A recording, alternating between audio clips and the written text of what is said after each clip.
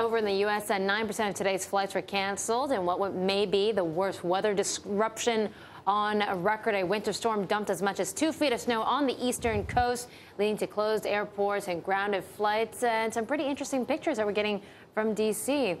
It looked like everything thawed out there. I wonder if that's before the big storm hit. Yeah. Back-to-back storms have put the legislative menu on ice. Lindsay Arendt reports from a very, very snowed-in District of Columbia.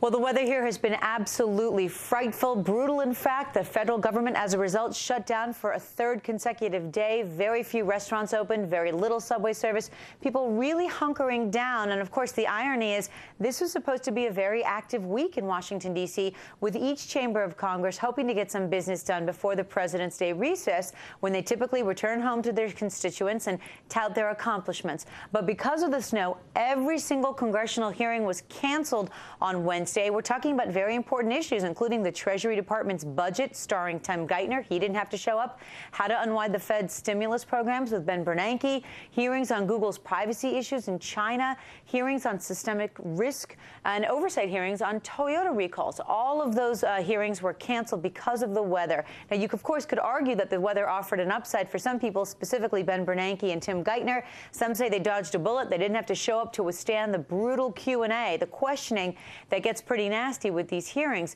But it's not just the hearings that had to go on hold because of the snow.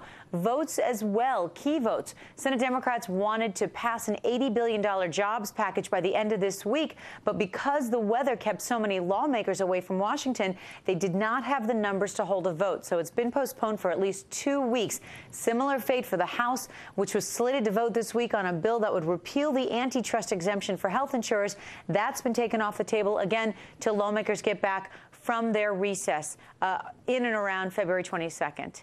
In Washington, Lindsay Arendt, Bloomberg News.